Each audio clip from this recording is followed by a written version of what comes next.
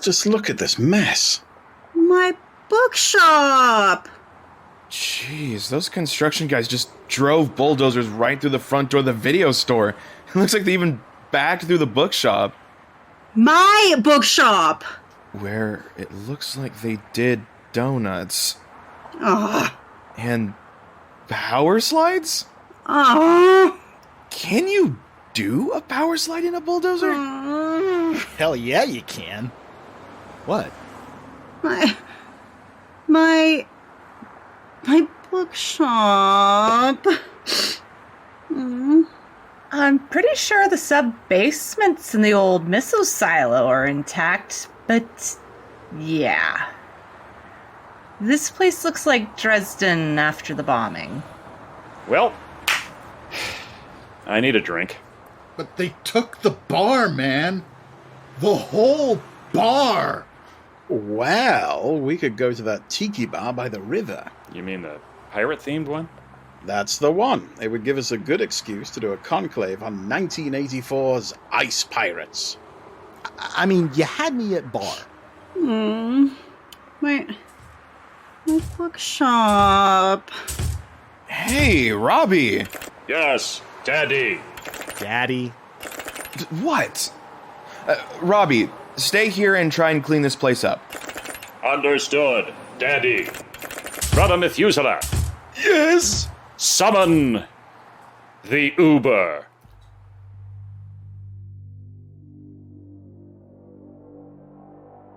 Within a pirate-themed tiki bar, one Uber ride away from what was once the strip mall of the damned, past the pirate flags and bored waitstaff playing on their cellular devices, beyond the shrimp buffet filled with shellfish of dubious consumption date, a secret society assembles to scrutinize those films that drive viewers to madness and disillusion. Draw closer, dear listener, and let your trembling ears sup upon the eldritch knowledge of the Cinemania Society.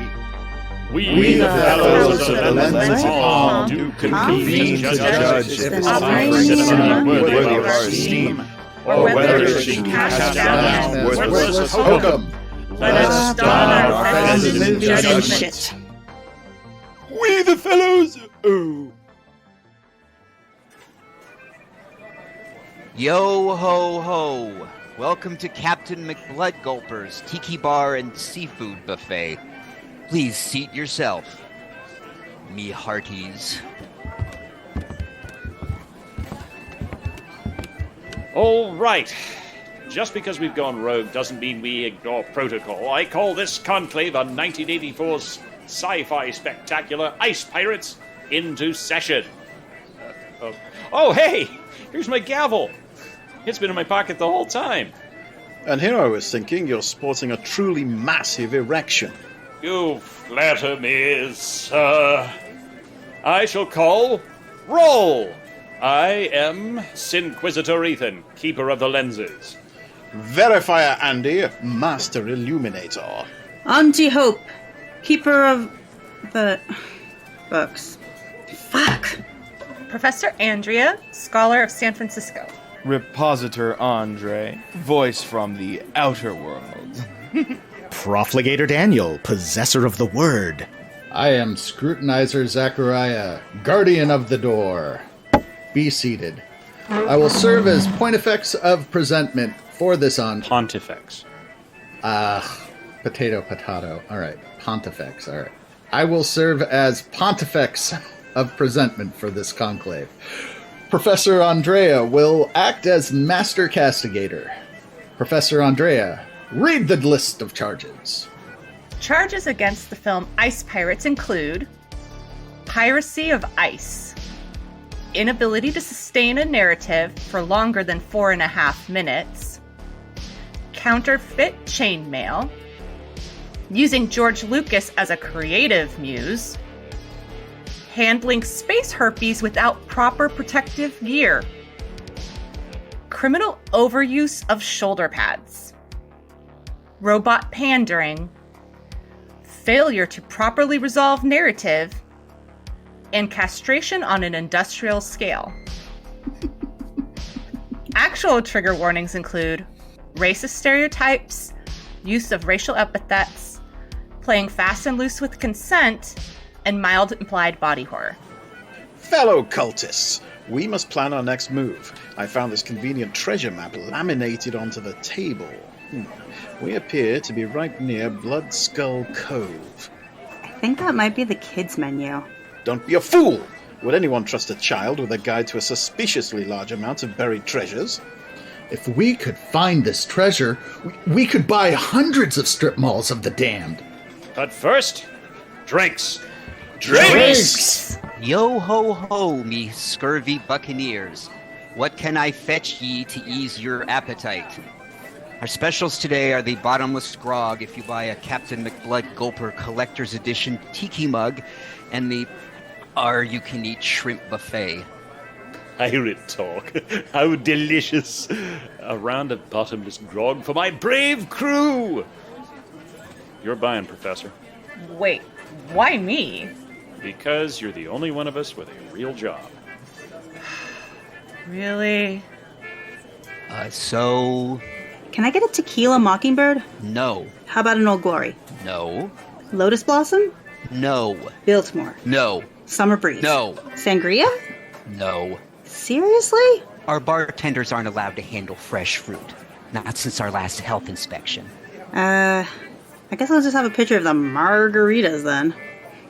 What's this one? The signature cocktail? The Clam Bam Thank You, ma'am? Vodka, vermouth, clam juice, half and half, shaken vigorously and strained into a glass with a salted rim. Tastes as good as it sounds. I'll a round of those for the table. Will I have to drink it? Yes. I refuse to pay for that. That is a war crime, not a cocktail. Fine. Seconded. A round of bottomless grog for my brave crew. And a scotch with a bourbon chaser. I'll take a portion of spicy sea dog fries and a junior buccaneer burger. And I'll have a zombie and the all-you-can-eat shrimp. There's nothing on the menu but seafood. Yes, it is a seafood restaurant. I hate seafood. Can I have the chicken nuggets, please? One basket of Captain McBlood Gulper's spicy nuggets. Those are chicken, right? Avast. I'll be back with your drinks and nuggets. I didn't get an answer. Should I be worried that I didn't get an answer? Maybe? Depends on how allergic you are to nug.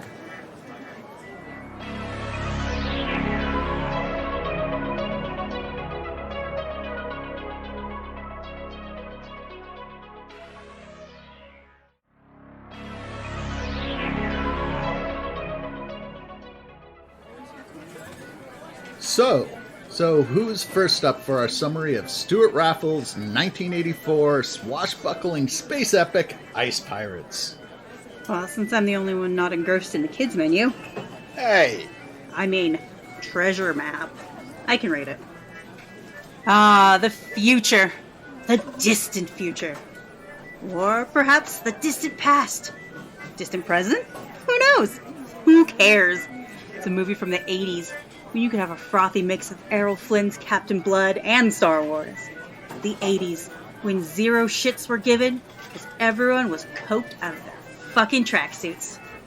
Thankfully, this picture came out a few years after George Lucas got over his phase of reflexively suing anyone that even thought in the shower about ripping off his own ripoff, excuse me, postmodern pastiche of Dune, Flash Gordon, and Hidden Fortress.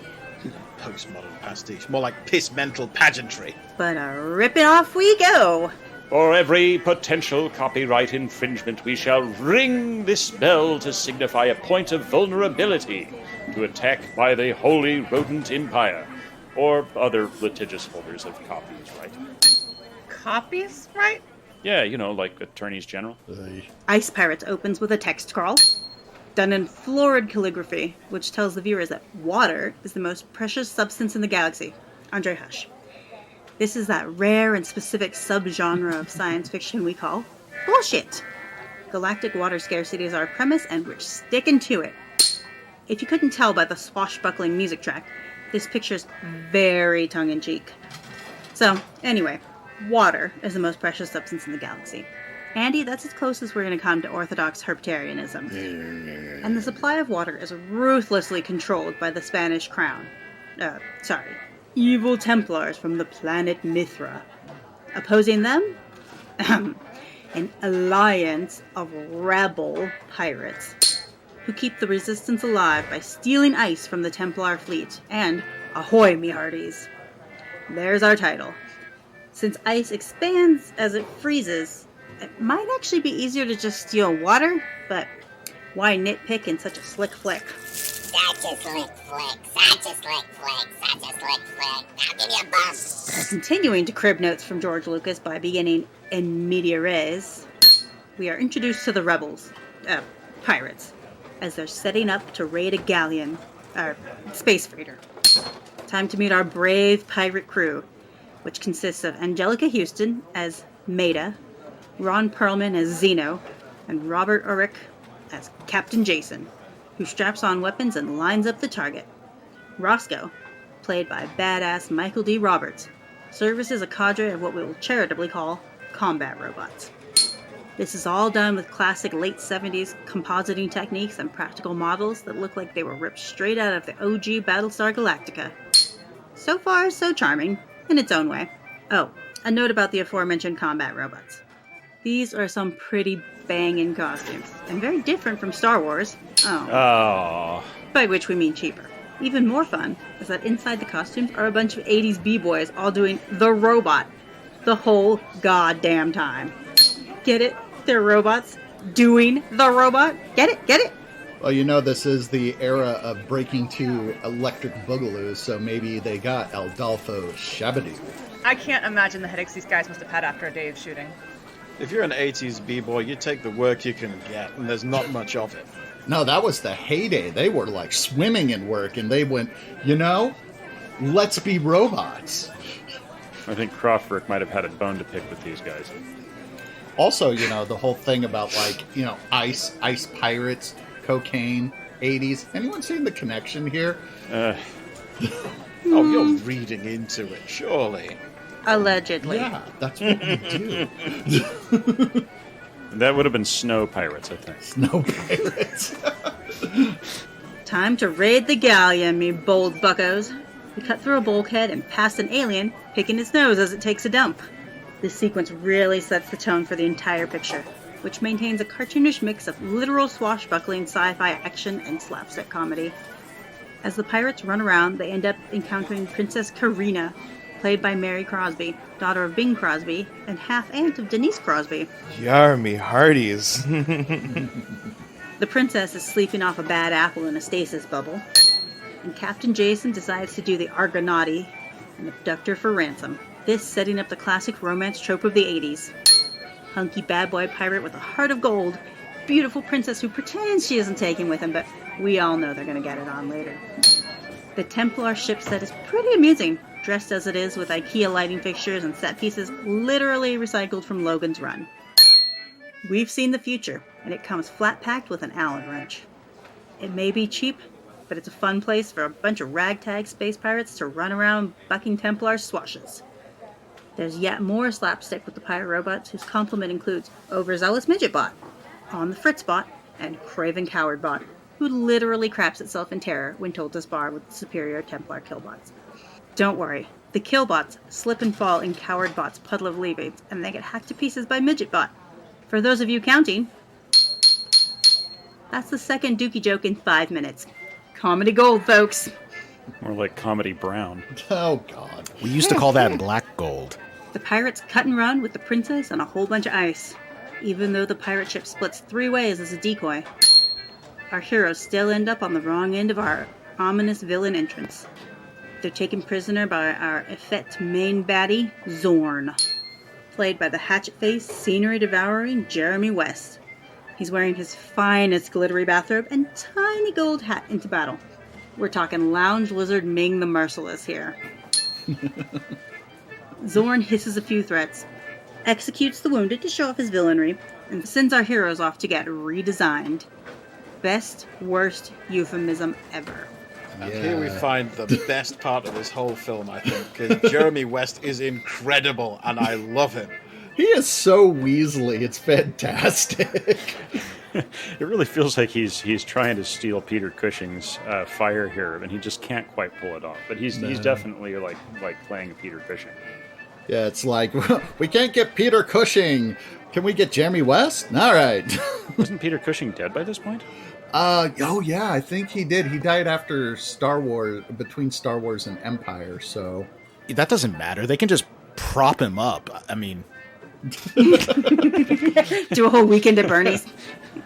Yeah, to be fair, this is where we see that a lot of the acting in this film is being done by the wardrobe, because Jeremy West just looks amazing. Oh, the shoulder pads. I think they had to downsize the hat because the shoulder pads were so big. It just had to balance him out. You got to do something, otherwise he's too top heavy. He's got to turn sideways to go through doors. Shoulder pads are just straight up going to eat him. The strange combination of Catholic robes, but with Flash Gordon stylings. There's a difference? He looks like he's halfway through an escape from a Disco Venus flytrap. Oh man! He's like a cardinal pimp. Catholic cardinal. There's a difference? We next see our heroes in a cage full of other prisoners bound for Mithra. Among the human refuse, we meet Killjoy, played by former Oakland Raiders defensive lineman John the Twos Matuzak, who's best known for his role as Sloth in 1985's The Goonies. Guys. The Twos had a truly charming screen presence, and it's a total shame he died so young, allegedly blowing up his heart by speedballing cocaine in Darvasset. Allegedly. Did you hear that? Yes, we all heard it. Allegedly. He was actually murdered by JFK. He was a great actor. I really enjoyed watching him in everything. Allegedly.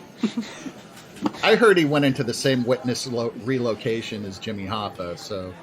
You know the reference, right? Why Sloth said, "Hey, you guys"? No. That was from the electric company. That's how they opened the electric company every time, with this lady going, "Hey, you guys." Yeah, that's why he did it, because so the idea is that he watched Sloth children's programming. Yeah, they locked him up in a room with the TV, because since he was childlike, he watched the electric company. And all of my questions about the American educational system are answered in one moment. Well, not just that, but this is also Sloth is a really early example of the pop culture Ouroboros, because he communicates almost exclusively in sound bites from TV shows and movies. The precursor to memes. Yeah, even the Ruth, baby Ruth. That was from a commercial as well. Yeah, Sloth is basically Max Headroom. Yes. Anyhow, despite his name, Killjoy probably didn't get that name by being a lovely fella. He has no quandary with both stealing from his fellow prisoners and impersonating clergy to get out of his sentence. We overhear the princess, Zorn, and their entourage giving away the plot, as they exposition about water in some place called the Seventh World, where the princess's father disappeared. This is when we find out what happens at the redesigned warehouse, and it's not underpriced home goods. Guards herd our plucky pirates onto a conveyor belt to get stripped, shaven, lobotomized, and finally, emasculated. Nope. No bell? Fuck if I've ever seen this in another film. And I've seen Caligula repeatedly. That explains a lot. This bit actually really stuck with me as a kid, because I was about five or six when I saw this, and I'm just like, oh, what? Oh, yeah. I remember this. What? You understood that at 5? Why? I didn't understand that they didn't. Yeah. I hope this didn't awaken anything in you. No, it did not. That explains it. It awakened... the opposite of awakened, it just shrunk up. Hid away. Yeah. It was cold! Yep. It was just trying to hide, man. A set of macerating mechanical mandibles menaces our main men's meat. But they pass through. Nice. Miraculously intact. Princess Karina and her nanny have secretly spared them, but now they've got Jason and Roscoe dangling by the dangly bits in exchange for their help in finding the princess's long-lost daddy issue. And they can't say no. Unless they want to say goodbye to Mr. Goodbar. So how did the princess and nanny know how to mess up the machinery? I've always wondered that. Well, mechanical castration machine maintenance is page 1 of the Princess Handbook. It's taught in every home ec class. It's taught in all princesses' finishing school. I bet There they've you go. done this before. This wasn't their first rodeo. This has been tried and failed a million times. The last set of ice pirates died You know, horribly in a land speeder accident. well, back to the redesign center and see if we can grab another group. Maybe Guess this we're gonna one will need work some out. more ice The pirates. redesign center sounds like Space IKEA. You're not the first, Jason. They kind of look like Space IKEA in there too. If you want to be a galactic space princess, you need balls. A lot of them. Okay, but here's the thing, though. If you're imagining this like IKEA, you have to imagine the instruction manual that we were just talking about that they give them in like Princess Finishing School. No words, just little like figures going, Little pictographs. Right, little Oh, man. pictographs. You know, If I you just- need I help, just got a- here's a phone call. I I did did- always wonder where IKEA got those Swedish meatballs. I was told they were horse. I was told they were 50% horse. Nicely done. Nicely done. Okay, there was actually a bit. If you look in the background, there's an alien picking up other body parts in the background. So they're not cutting off just the dangly bits. They're cutting off arms and legs and shit too. Oh shit, I didn't notice that. I never noticed that. Oh my god. Fuck. Just because this wasn't problematic enough, turns out the redesigned are then stuffed, literally, into white unitards and powdered wigs, then sold at auction. Jason and Roscoe arrive at the redesigned sales floor, having been stuffed into unitards and wigs. Apparently the redesigned are sold like the used cars. Or, some other race crime.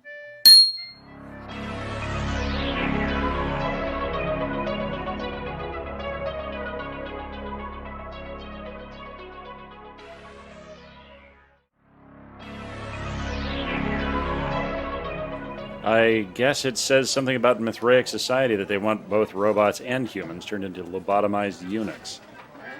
There actually aren't that many people left in this society who aren't some kind of futuristic sex cyborg. Dibs on futuristic sex cyborg as a band I don't know. name. I'm gonna Yes. call dibs on lobotomized eunuchs. You have dibs on that. I'm going to take it from here. They all head out to a party where disco never died. This is Valhalla for Cool and the Gang, reinterpreted through an 18th century futurist's fever dream. And guess who's back? Killjoy, hanging out in the robot closet disguised in some plate armor. You have no idea how Killjoy got there or why, he's just there. Deus Ex Machina. The ice pirates are around serving canapes and other nibbles on platters as they wander this party. You know what's disturbing about that? This is a whole society and stuff where there's no longer water and they're serving oysters. Where do you think they get the oysters? From the redesign center? What kind of oysters are they? Are they Rocky Mountain oysters? Yeah, talk about like insult to injury. They cut off your nuts and then literally have you serve them to them on a plate. Oh, that's ring the the bell. opposite of evil. Soylent Green is people. Yeah, Soylent God. Green is people. That's where IKEA got all the meatballs. It's not horse meat. Zorn is at the party too, wearing gold shoulder pads so massive he has to enter rooms sideways, and he catches on that the princess has nefarious plans involving the ice pirates, just as he's about to seize them. The gang escapes on a motorcycle with Killjoy in literal tow, like they're dragging him in his Poor armor. Killjoy. Smarts. I'm sure he had a heart of gold. Well, it's the twos, he's used to getting dragged around on the ground. Oh yeah. There is now a completely unnecessary chase sequence that looks like it was lifted shot for shot out of the Blues Brothers All right. and dubbed over with the light cycle sound effects from Tron. No, literally, actually, they do steal the lights. Yeah, it doesn't just sound like it. It is the actual same sound effect. So much recycling. Maybe they were ahead of their time, recycling becomes cool later. There is also a throwaway gag where a child bot and mother bot of a robot family of 3 are annihilated in an act of vehicular robocide by our heroes. The surviving daddy bot spins around, vocoder wailing, "Baby! Mommy! Baby!" And the filmmakers play this for laughs. No bell? Again, nothing. I can't think of a movie I've ever seen that plays the accidental murder of a mother and child duo for laughs. Video games are another matter, of course. Looking at you, Redneck Rampage. Oh man, I am so glad Robbie didn't watch this movie. To quote Rick James, cocaine's a hell of a drug. Give me that Clark Nova. Bacon now, give me a bump already. I just gave you one. Don't make me get out the Narcan. You wouldn't dare. Try me, Scuttle Buddy. Oh, I just thought of another movie that uses the death of a mother and a kid for laughs. What's that? Hobo with a Shotgun. Oh, shit. Oh, God, you're right. Of course they would have done that. Oh, I totally forgot about that. Shit, hit the bell then. Yep. Hit the bell. All right. And don't forget Bambi. I laughed like a drain. That explains a lot. Because you laughed, Andy, doesn't mean it was played for laughs. Roscoe and Killjoy get separated from Jason and Karina, but they still manage to get away due to the timely intervention of, and I am making none of this up, Zax the Robo-Pimp and his bad chariot. Are you allowed to make a voice like that? Is that okay? Do we need a trigger warning? I mean, maybe we give citations, but he's quoting the movie. Word for fucking word. The art department created an actual, for real, remote-controlled robot with a chest-mounted CRT showing porno movies and LED facial expressions, and the whole thing has a silvery hologram carapace that looks like the cover of a Trapper Keeper. What's worse, and I mean a lot worse, is it speaks in 70s blaxploitation jive patois. Bloods. I think that's called Ebonics.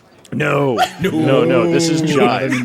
No, Ebonics was 90s. No, I was just trying to make a joke. This is jive. We don't have to put that in there. It makes the jive gag from Airplane look tame by comparison. Oh, yeah.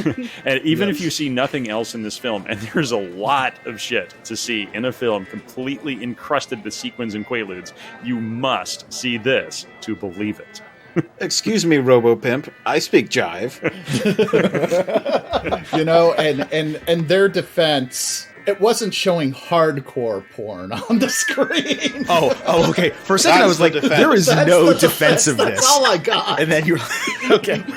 That's all I got. Defending the racism. We're good. Okay. At least it's a family-friendly prostibot situation. Yes. It read the room. It's like Panderbot 5000. This later, this same concept got lifted, shall I say, borrowed by Conan O'Brien with Pimpbot 2000. But honestly, these guys did it first and best.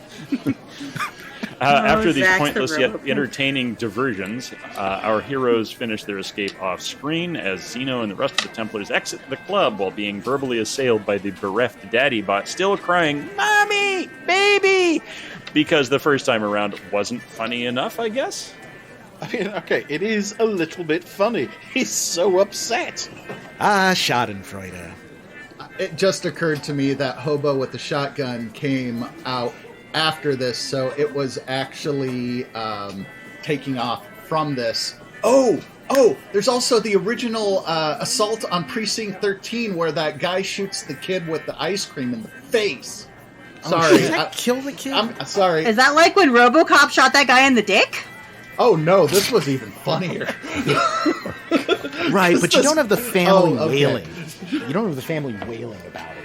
And wailing played for you laughs. don't. Well, no, there's no family left. It's just the dad. Left sad daddy. Wait, I forget. Was it the dad who shot the kid in the face with the ice cream?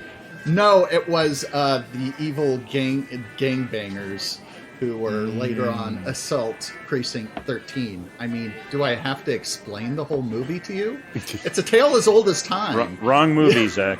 Wrong movie. Okay. Tale as old as time. After the Templars bitch about the princess and her pirates escaping in the background, we're done on Mithra, and we cut to Karina's ship. The ice pirates run around flipping switches, and Nanny slips Karina a blaster. All right, guys. I've been a nanny, and I can tell you this kind of behavior is not condoned by most parents. Giving your charge a weapon is typically a fireable offense. But maybe the rules are different when you're in charge of a space princess? In the confusion, Roscoe opens a broom closet, dumping a variety of objects on the floor, including a leathery, egg-like object, which the camera follows and lingers on. I guess this will mean something later, but it's a very significant egg. Oh, and Killjoy is just magically there again. This time with the ship's garbage robot, which looks like a trash can on wheels. Its only defining features are a tongue and a puppy whimper. Did I mention allegedly coke-addled marginalia? There's more exposition about some jerk named Lanky Nibs before Jason smugly tries to take over Karina's ship. But she calmly rebuts. 1, she is armed, thanks to the grossly unethical nanny. 2, Jason and crew are welcome to go back for redesigning. 3, the ship's rigged to self-destruct if the water's tampered with, because what the fuck? Oh, and fuck you, 4, that's why. And 4, she also has a killbot butler named Percy, who looks like he's on loan from Robo Chippendales. Seriously, he has a bow tie and cuffs but no shirt, and whose politeness is only matched by his skills at Robo-Jitsu, wherever the hell he came from. He has other skills. We learn about them later. How many names do you think they went through before they settled on Lanky Nibs? What do you think that thought process 0. was like? I would no. I would go straight to Lanky Nibs. That's perfect. I don't know. Maybe they thought of like floppy nips. I believe in the first draft he was called Tall Person McNipples. Elsewhere, Zorn gets a face-to-face with the Templar Supreme Commander, played by an extremely elderly and infirm John Carradine. Really? Take your pick, man. Nocturna, really? The Secret of Nim, Vampire Hookers. The Supreme Commander, clearly the template for Warhammer 40k's God Emperor of Mankind, has been kept all these aeons in some kind of stasis bed. Out of respect, Zorn has traded down to his second most obnoxious gold shoulder pads, but is no less fabulous in a black and gold silk puffer jacket thing. Still with the tiny hat, though. Surprise, surprise, he and Zorn chortle and twirl their figurative mustaches because everything is proceeding according to their cunning plan.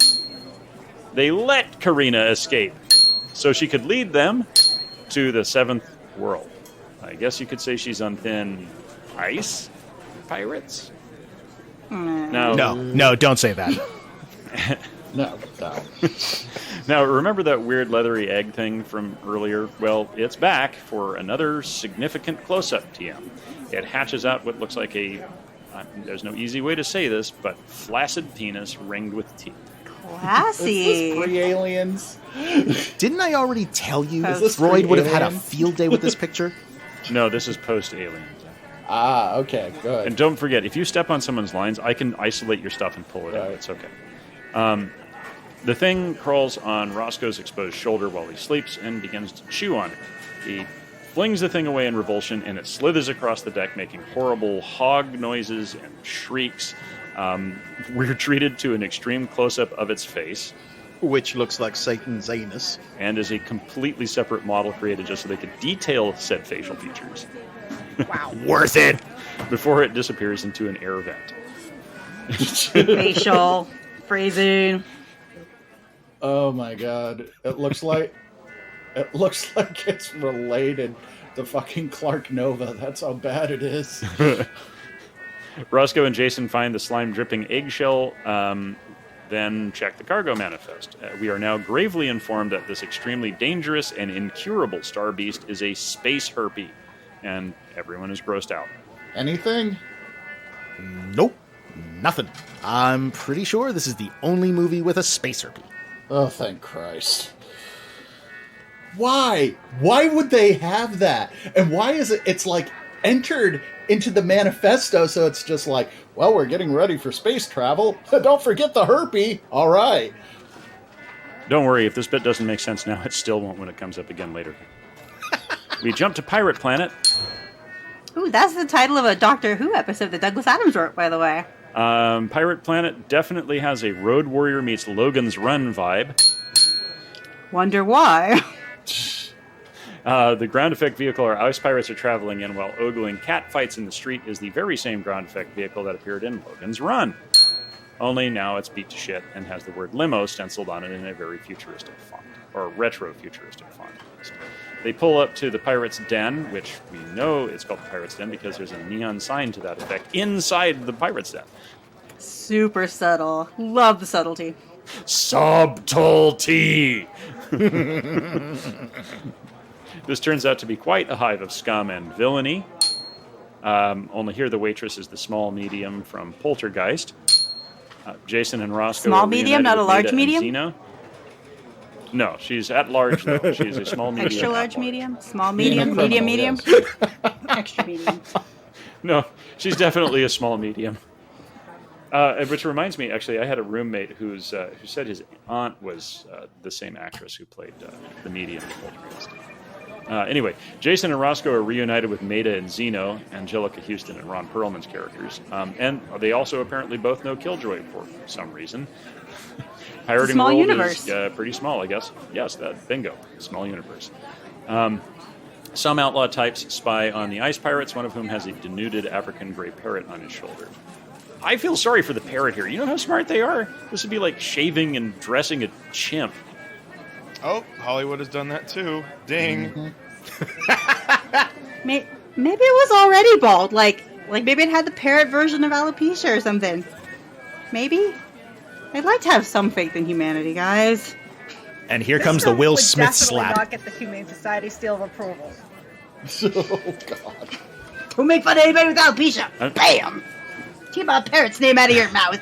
Jason manipulates Karina into seducing a local frog alien to take them out to Lanky Nibs digs in Sweetwater, but as it turns out, Frog Dude is Frog Lady, and she is way into Jason.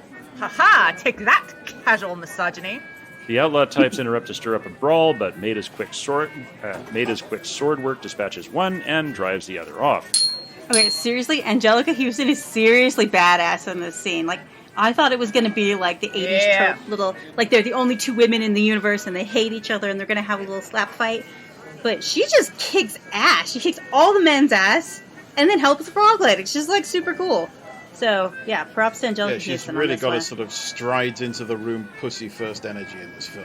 Oh, Yeah. man, she like... No, shoulder pads first, pussy second. when she slices that guy's face up, and it just makes him say, "ma'am." But hey, I mean, for the 80s, that was pretty good. Hope, I want that on a t-shirt now. Shoulder pads first, pussy second. I feel like that should have been Hillary Clinton's campaign slogan. She would have won. Would that be an example of merchandise? Oh, no! Stop it! Stop it! Stop it! Inappropriate dad joke. Okay. We next encounter the ice pirates as they're traveling across the desert in Frog Lady's land ship, a solar-powered Mad Maxian contraption, as Frog Lady steers with one hand and tries to feel up Jason with the other. Jason is definitely not used to being on the receiving end of this kind of harassment. They arrive at Lanky Nib's outpost, whose whole Bartertown-like vibe of partially scrapped vehicles, frayed tarpaulins, and razor wire is immediately thrown into sharp relief by the variety of baby farm animals that inhabit it. It's called balance, guys. Yeah. Among the very real ducklings, baby donkeys, and piglets are some sock puppets, basically prairie dogs with unicorn horns. Again, we can only surmise this idea had its origins in Medellin. The quality of the effects in this film is really all over the map, but it's all like practical, so you have to forgive it legally. But yeah, it's all real. It's all real. Behind all of these effects was someone with a small paycheck and a large glue gun. I mean, we saw frickin' Forbidden Planet, which was all practical effects, and they made a badass vehicle. I mean, that was like 20, 30 years, made 30 years before this flick, so, you know, they have no excuses. None. That robot was made by a Japanese to the washing machine engineer. These guys just had a couple of guys with Baco foil. And a hot glue gun. And a lot of can-do spirit. The pirates find Nibs, an elderly man in a wheelchair whose sole means of entertaining himself is torturing small animals with a slingshot. Ding. Didn't Luke do that? Shot Womp Rats with his T-80 whatever. Yeah, Womp Rats. T-88 calculator. Womp Rats. That thing. Think of the Womp Rats. What, you were saying he was doing it out of pure sadism? He was bored. Well, yeah, I've been to New Mexico. I know how boring it gets out there. Well, it really puts a new spin on life on Tatooine, I guess. They filmed that in Tunisia, actually, which is even more boring than New Mexico. Tunisia. I mean, he is a Skywalker after all, so he's probably an asshole. More exposition ensues about the princess's father in the mythical seventh world, apparently Nib's pursuit of which caused him to fall into a time warp and rapidly age several decades. Well, it was just a jump to the left. And a step to the right. Excuse me. You folks please keep it down over here. To the right. Sorry. Read the sign. No Monty Python references, no time warp. Nerds. Sorry. We won't do the time warp again. Yeah, this isn't that kind of tiki bar. Well, yada yada, water from the seventh world can free the galaxy of oppressive Templar monopoly, blah blah. Audience is getting bored now, so it's time for some action. Nibs wraps up his expository monologue as a group of bounty hunters, led by one of the surviving outlaws from the bar scene, arrives aboard the most asinine vehicular monstrosity ever committed to celluloid by an effects crew. Yeah, you can kind of see what they were aiming for. I mean, the vehicle, it's kind of good. It moves. It's a real vehicle, but at the same time, it's terrible. It's like an apocalyptic Mississippi steamboat designed by Kiss. Yeah, it really does. You know, I actually... But old man river, that old man river. It has two giant steamroller wheels, a bunch of smaller road wheels that it actually uses to drive around, great big solar cell sails, and a giant foam rubber tri-horn skull figurehead jiggling around on the front. Oh, and a flame paint job. Can't forget that. This is not a model. They actually built this goddamn thing. George Miller may have been responsible for greenlighting some of the most ridiculous automotive contraptions in film, but even he would have found this rolling scrap heap too over the top. Yeah. Wait, you dinged that? David Carradine's Alligator Mobile from Death Race 2000 and the Killing Machine from Caligula come to mind immediately. You know what an aficionado I am of like Mad Max movies and post-apocalyptic film. For some reason, I seem to remember there being a vehicle and a boy and his dog, and I feel like they got that and just slapped pirate shit all over it. I have a feeling that this is another steal. Could be. I don't know. But I'd have to check that out. I've never seen anything of it, and it was so iconic in the movie that they even put it on the movie poster. It's just, it's fucking weird. You can see those big foam wheels, and yeah, you can see the vehicle wheels under it that are actually propelling it. It's like a parade float. There is a protracted fight sequence in which Frog Lady gets vaporized, Percy gets run over, but he's unharmed because he's a robot. Wait. Why is he unkillable, whereas the mom and baby died earlier? They got run over just the same. Because that was funny. Comedy. He's a main character, and main characters don't die? I don't know if Percy's a main character, but... Plot armor. Yes, plot armor. That's it. There we go. He's a character. Closer than baby and mommy. Well, I think that was the key. I think Andy hit the key point. Is it was funny when they died. It wouldn't have been funny if he had. Well, I mean, unless his screaming children were nearby wailing about it, then I would have found it hilarious. Or like a robot Batman and Robin. Alfred, Andy, no! You are a special kind of person. Anyway, so Jason engages in some hit-and-run swashbuckle that causes the skull roller to crash into some random piece of junk, roll a critical failure on its difficult terrain test, and explode in flames, which conveniently immolates our bounty hunters. All vehicles would explode in flames in the 80s, I think. In the 80s and 90s, any crash results in a ball of flames. Yeah, it's solar-powered, so it explodes in diesel. No, it had an extra gas tank just for exploding. Oh, right. It's because it is made by a actually shall be unnamed electric car manufacturing company whose cars have a reputation for exploding and burning. They probably were using a Pinto under it, and Yeah, under all that. They just kicked the back bumper and the whole thing went up, so they'd saved on pyro. Oh, there you go. Naturally, Lanky Nibs gets mortally wounded somehow, so we can get a little pathos fuel in our narrative tank. Nibs chokes out some details about how to find Karina's father via some other random asshole named Weird Wendon, and then expires. Most unconvincing. It's buried under a giant W. All right. Let us all briefly adjourn. That's my line. Let us all briefly adjourn so we can use the Whiz Palace. What? All together? Haven't you played D&D? Never split the party. Hear, hear.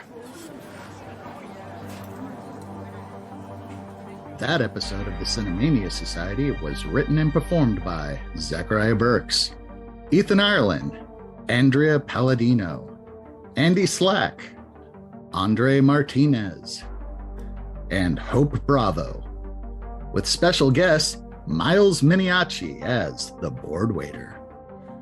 Produced and mixed and mastered by Ethan Ireland. Music by Carl Casey at White Bat Audio. Special thanks to Gary Coover and Dat Name Is for Concertina Music. Sound effects and incidental music courtesy of Epidemic Sound. Visit us at thecinemaniasociety.podbean.com for Season 1 and profiles in Cinemania.